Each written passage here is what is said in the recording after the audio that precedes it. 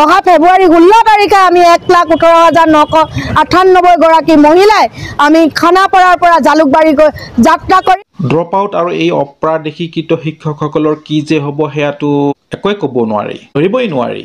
আৰু যিসকল চাকৰি পাইছে টিউটৰ বা কণ্ট্ৰেকচুৱেল তেওঁলোকৰো যি অৱস্থা। আকৌ সমাজ কল্যাণ বিভাগৰ অংগনৱাড়ী কৰ্মী সহায়িকাই 1 ফেব্ৰুৱাৰীৰ পৰা ধাৰাবাহিক আন্দোলনৰ কাৰ্যসূচী ঘোষণা কৰিছে। নমস্কাৰ শ্ৰদ্ধাৰ দৰ্শকসকল, ছাৰ বাইদেউসকল। কিছুদিন পূৰ্বে অসমৰ শিক্ষামন্ত্ৰীগৰাকীয়ে অনশন কৰি আছিলে সদৌ অসম অপ্ৰাদেশিকৃত শিক্ষক সংস্থাই।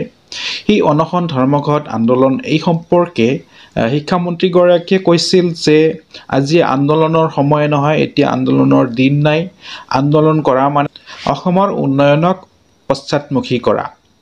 এতিয়া কথা হ'ল শিক্ষামন্ত্ৰী মহোদয়, আন্দোলনৰ কাৰণে আপোনালোকৰ চৰকাৰ, আপোনালোকেইতো এই আন্দোলনৰ স্থলবোৰ ৰাখি আছে। আজি আপোনাৰ বিভাগটোত ইমানেই অৰাজকতা হৈ আছে দেখা যায়, ইমানেই পয়া লগা অৱস্থা আপোনাৰ বিভাগটো। শিক্ষকক তুচ্ছ তাচ্ছিল্য কৰিবলৈ অকণো দ্বিধাবোধ নকৰে আপুনি শিক্ষকসকলৰ প্ৰতি আপোনাৰ শ্ৰদ্ধা ভক্তি নাই, তুচ্ছ তাচ্ছিল্য কৰি থাকে। আপুনি বিভাগটো কেনেকৈ চলাই আছে? টেট কোৱালিফাইড কণ্ট্ৰেকচুৱেল টিচাৰবোৰে আন্দোলন কৰিবলগীয়া হৈছে। নাভুত নাচৰুত অসম চৰকাৰৰ এইবিলাক আৱিষ্কাৰ। আমি জানো অভিজ্ঞতাৰ ভিত্তিত যিকোনো কৰ্মচাৰীয়ে হওক, অভিজ্ঞতা যেতিয়া 5 বছৰ 10 বছৰ 15 বছৰ হৈ যায় তেতিয়া কিন্তু সুবিধাসমূহ পাই যায়। পদোন্নতি হওক, ৰেগুলাৰাইজ হওক বা আন সুবিধাসমূহ পায়।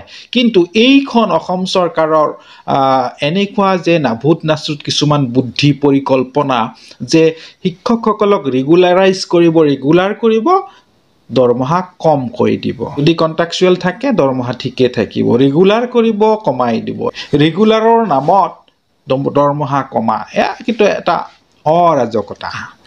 ওলোটাই শিক্ষামন্ত্ৰীগৰাকী এই শিক্ষকসকলক উদ্দেশ্যি কৈছে এইসকল শিক্ষকৰ কোনো আইন নাই, নিয়ম নীতি নাই, অৰাজকতাৰ মাজেৰে ৰেগুলাৰাইজ কৰা নাযাব। অৰাজকতা আচলতে কোনে কৰি আছে?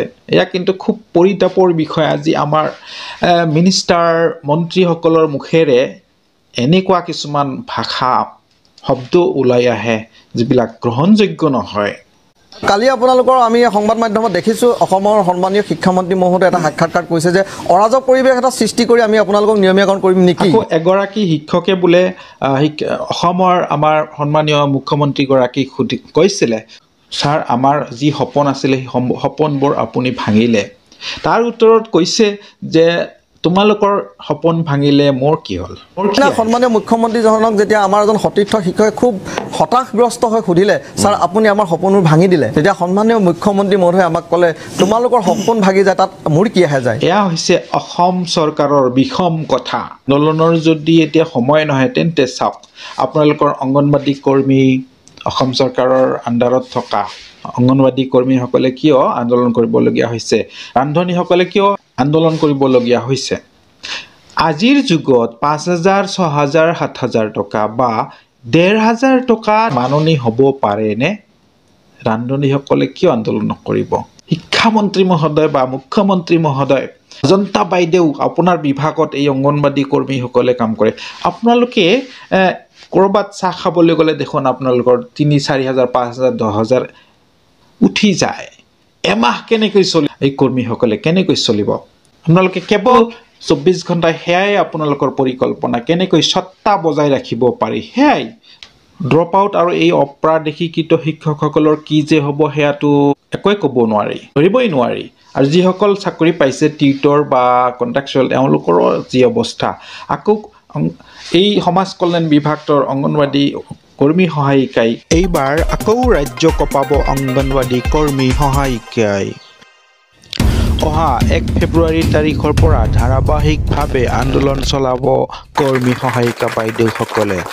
কিয়নো এই কৰ্মী সহায়িকাসকলে কিন্তু দীৰ্ঘদিন ধৰি সময়ে সময়ে আন্দোলন কৰি আহিছে, ধৰ্মঘট কৰিছিল, কৰ্মবৰ্জন কৰিছিল, তথাপিও চৰকাৰে বিহিত ব্যৱস্থা কৰা নাই।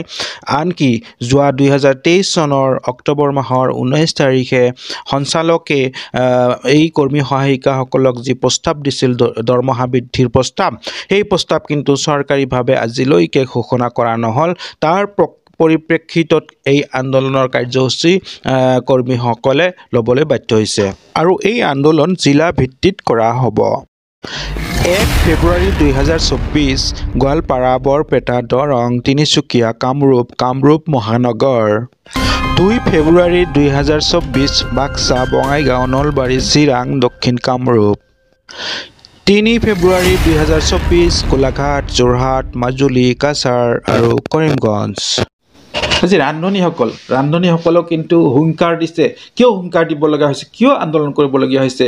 এমুঠি অন্নৰ বাবে, এমুঠি ভাতৰ বাবে আজি ৰাজপথত ওলাবলগীয়া হৈছে জনসাধাৰণ, কৰ্মীবিলাক, ৰান্ধনীবিলাক বা অংগনবাদী কৰ্মী সহায়িকা, শিক্ষক মৰ্যাদাপূৰ্ণ পদবীত থকা এই লোকসকল ৰাজপথত ওলাবলগীয়া হৈছে। এয়া কিন্তু খুব পৰিতাপৰ বিষয়, লজ্জাজনক কথা। 1,500 টকাত ৰান্ধনীসকলে কাম কৰি আছে আৰু সেইকাৰণে তেওঁলোকে দাবী জনাই আহিছে মাননীটো বৃদ্ধি কৰিব লাগে, কিন্তু অসম চৰকাৰে সেয়া কৰা নাই। 1,500 টকাৰ 1,000 টকা দিয়ে আৰু বকেয়া ৰাখে 500 টকাকৈ বহুত দিন পৰ্যন্ত ৰেগুলাৰ দৰমহা নিদিয়ে। এওঁলোকক কোৱা হয় যে অৰুণোদয় দিব, কিন্তু অৰুণোদয়ো নিদিয়ে। এই হৈছে ৰান্ধনীসকলৰ অৱস্থা।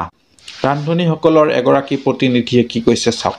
অহা ফেব্ৰুৱাৰী 16 তাৰিখে আমি 1,18,998 গৰাকী মহিলাই আমি খানাপাৰাৰ পৰা জালুকবাৰীকৈ যাত্ৰা কৰিম আৰু তাৰ জগৰীয়া হ'ব অসম চৰকাৰ। ধন্যবাদ। ভিডিঅ'টো ভাল লাগিলে লাইক, কমেণ্ট, শ্বেয়াৰ কৰিব আৰু চেনেলটো ছাবস্ক্ৰাইব কৰি আৰু যদি ছাবস্ক্ৰাইব কৰি লৈছে থেংক ইউ ছ' মাছ। ধন্যবাদ। জয় আই অসম।